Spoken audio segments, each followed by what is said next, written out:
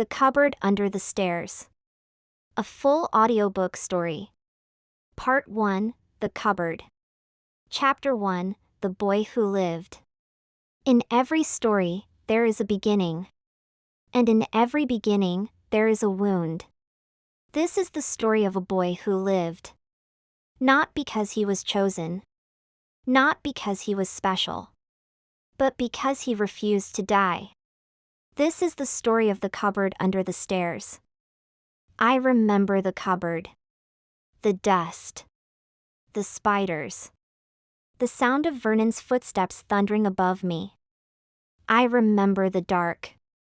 The hunger. The silence. And I remember the one thing they could never take from me, the hope that somewhere, somehow, I mattered. My name is Harry Potter. And this is my story. Chapter 2, The Dursleys. The Dursleys lived at number 4, Privet Drive. They were a perfectly normal family, living in a perfectly normal house, on a perfectly normal street. They had a perfectly normal son named Dudley. And they had a perfectly abnormal nephew named Harry. Vernon Dursley was a large, beefy man with a red face and a mustache that looked like a dead caterpillar. He worked at a drilling company called Grunnings, where he spent his days shouting at employees and his evenings shouting at Harry. Petunia Dursley was a thin, horse-faced woman with a neck that seemed too long for her body. She spent her days cleaning, gossiping with neighbors, and pretending her sister Lily never existed. Dudley Dursley was a fat, spoiled boy who had been given everything he ever wanted. He had 2 bedrooms, a mountain of toys, and a permanent sneer on his face. And then there was Harry. He was small for his age. Skinny. Wearing clothes that were too big and glasses that were held together with tape. He lived in the cupboard under the stairs, where he slept on a thin mattress and dreamed of a world where he mattered. The Dursleys called him a freak. They called him abnormal. They called him a burden. They never called him their nephew. Chapter 3, The Letters. The letters started arriving on a Tuesday. The first one came through the letterbox, addressed to Harry. It was written on thick parchment in emerald green ink. There was no stamp. There was no return address. Petunia grabbed it before Harry could see it. She turned pale. She tore it into tiny pieces and threw it in the bin. The second letter came the next day. And the third. And the fourth.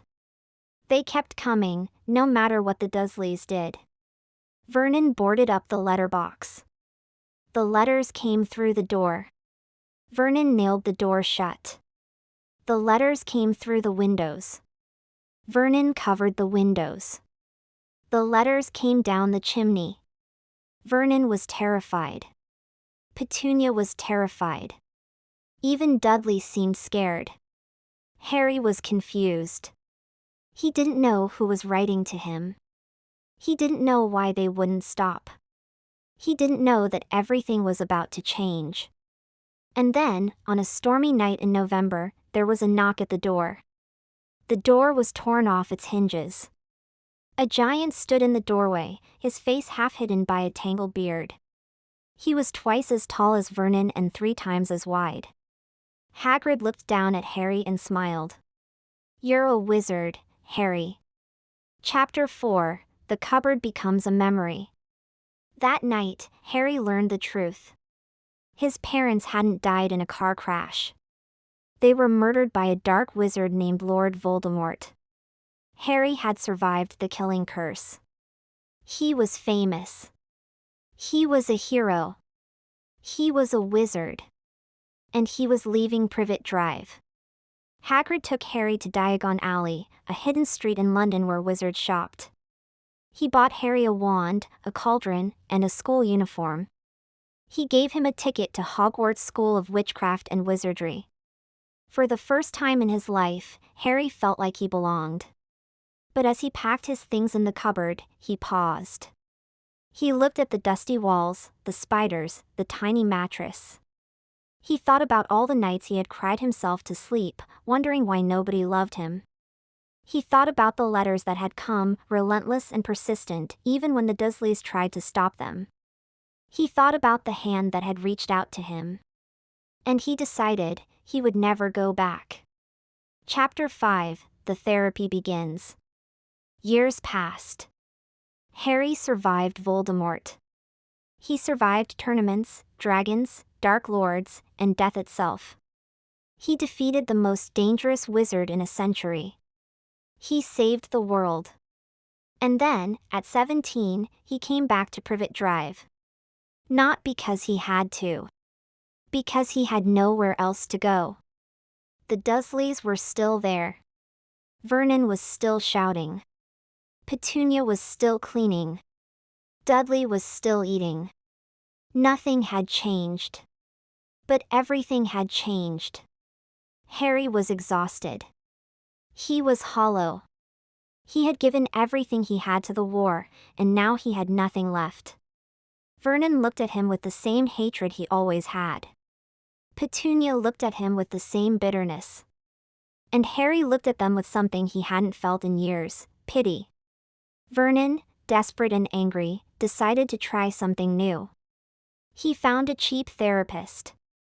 A man named Dr. Nick Riviera, who promised to fix any family problem for just $250. Or payment in TVs.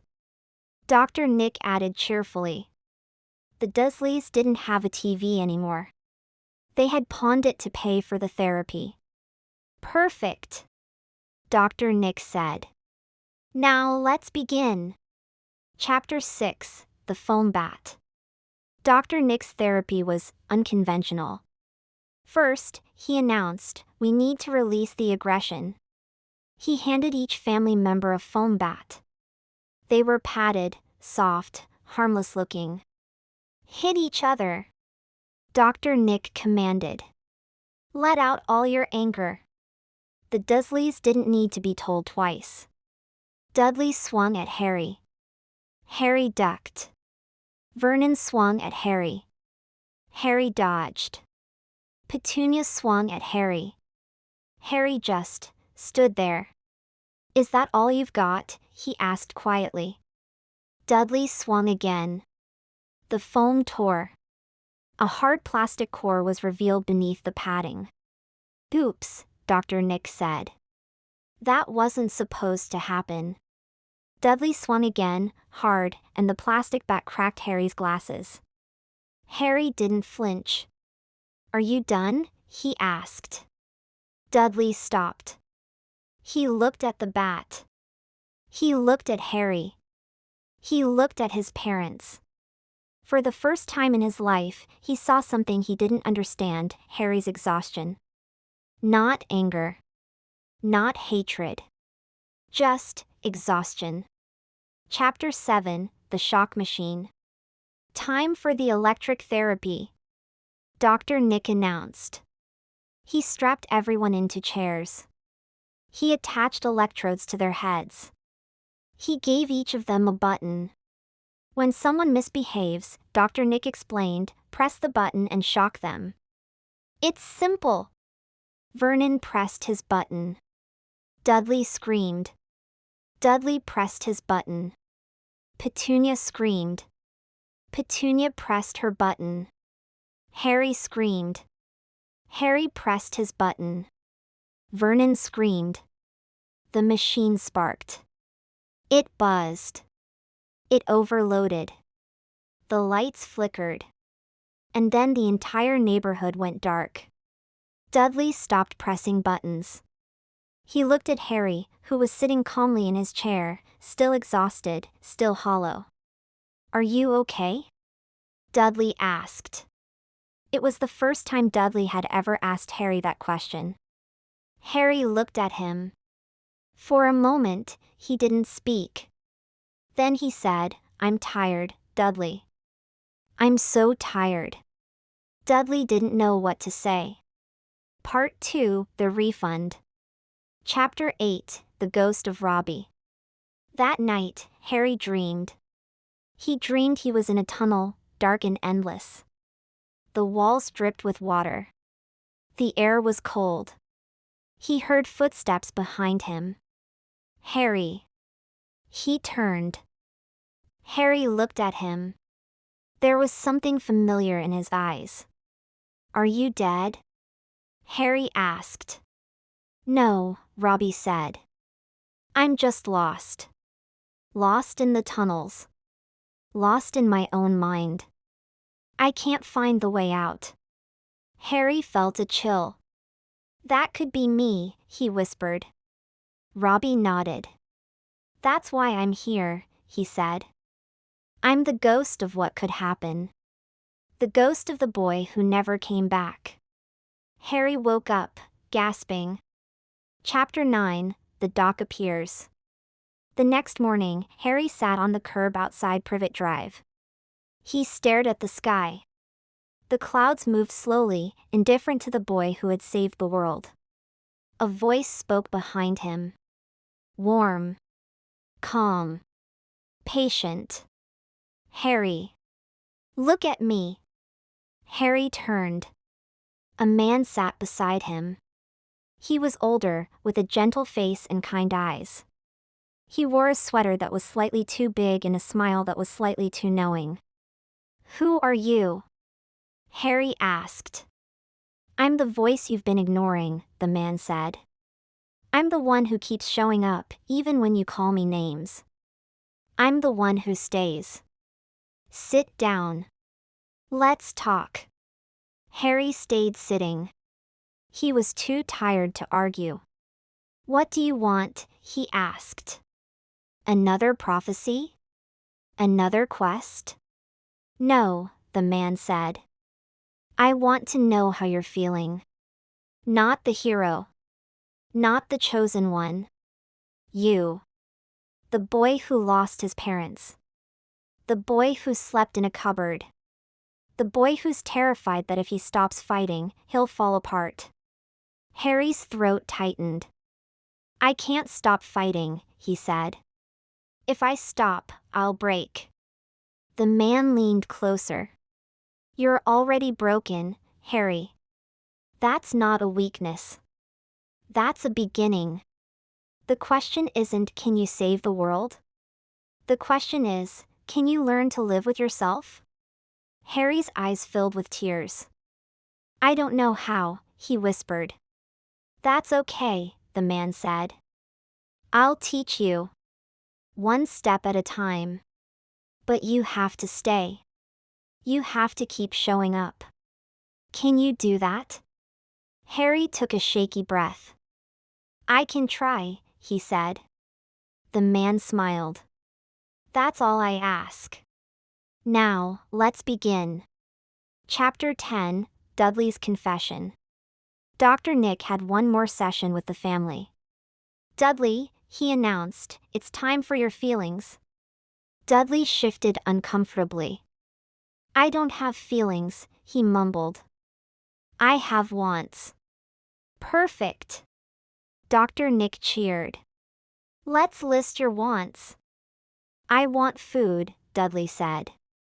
I want presents. I want my cousin to go away. I want to feel something. Anything. I don't know why. I have everything. But I feel empty. The room fell silent. Dr. Nick stopped smiling. That's the one I can't fix with a foam bat, he said quietly. That's the real wound. Harry's mentor appeared beside him, unseen by the others. Dudley, the man said. You're not empty. You're scared. Scared that if you're not loud, not big, not demanding, no one will notice you. But you don't have to be big to be real. You just have to be honest. Dudley looked around, confused. Who said that? He asked. Say it, the man continued. Say, I'm scared. I'm lonely. I don't know how to be anything but angry. Dudley struggled. His face contorted. He was fighting something inside himself. He paused. I'm scared. I'm lonely. I don't know how to be anything but angry. The words hung in the air. Dudley started to cry. Good, the man said. Now, do you want to try something different? Dudley sobbed. I don't know how, he said. That's okay, the man replied. I'll teach you. One step at a time. Chapter 11, Petunia's Secret. That evening, Harry found Petunia in the kitchen. She was cleaning, as she always did. Scrubbing a counter that was already spotless. Aunt Petunia, Harry said. She froze. Why did you do it? Harry asked. Why did you lock me in the cupboard? Petunia didn't turn around. Because I was scared, she said quietly. Scared of what you were. Scared of what you reminded me of. Of Lily? Harry asked. Petunia's hand trembled. Of everything I could never be, she whispered. I wanted to be like her. I wanted to be magical. But I wasn't. And I resented you for it. Harry's mentor appeared beside him. Petunia, he said gently. You're not evil. You're just a woman who never healed. You carried your grief like a stone, and you threw it at a child. But it's not too late. You can still put down the stone. Petunia turned. Tears streamed down her face. I don't know how, she said. Start by admitting it, the mentor said. Say, I failed him. I failed Lily. I was scared. Petunia struggled. Her voice cracked. I failed him, she said. I failed Lily. I was scared. Good, the mentor said. Now take a step forward. Not for Harry. For yourself. Harry reached out. He took Petunia's hand. I don't need you to be perfect, he said softly. I just needed you to try. Chapter 12, The Tunnels. That night, Harry dreamt of the tunnels again. Robbie was there, walking endlessly, lost. I can't find the way out, Robbie said. I've been walking for so long. I just wanted to belong. I just wanted to be special. Harry walked beside him. I know, Harry said. I know that feeling. Did you ever find it? Robbie asked. Did you ever feel like you belonged? Harry thought about Hogwarts. About Ron. About Hermione. At Hogwarts, he said. With my friends. But sometimes I still feel like I'm in the cupboard. Like none of it is real. Robbie stopped walking. It's real, Robbie said. The magic is real. But so is the pain. You can't escape the pain, Harry. You have to carry it. Harry's mentor appeared beside them.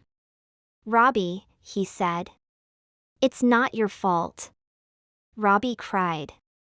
I know, he said. I know it's not my fault.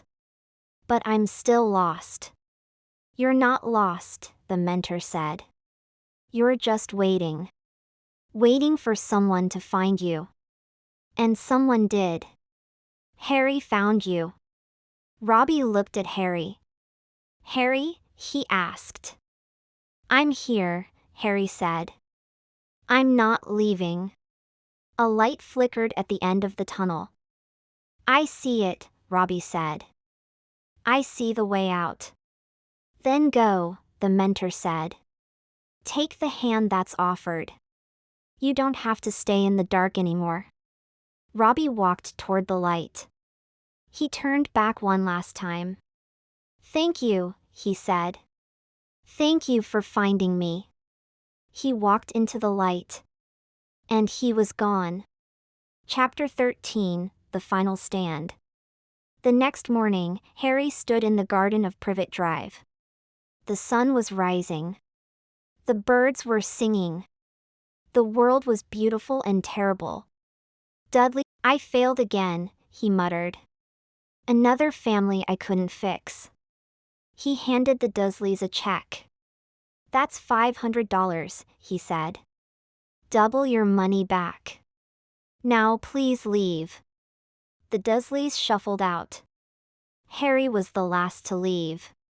Harry, Dr. Nick called. If you ever need therapy, just pay me up front next time. Harry laughed. A genuine laugh. I think I'll figure it out myself, Dr. Nick. That's the spirit, Dr. Nick said, and he slammed the door shut.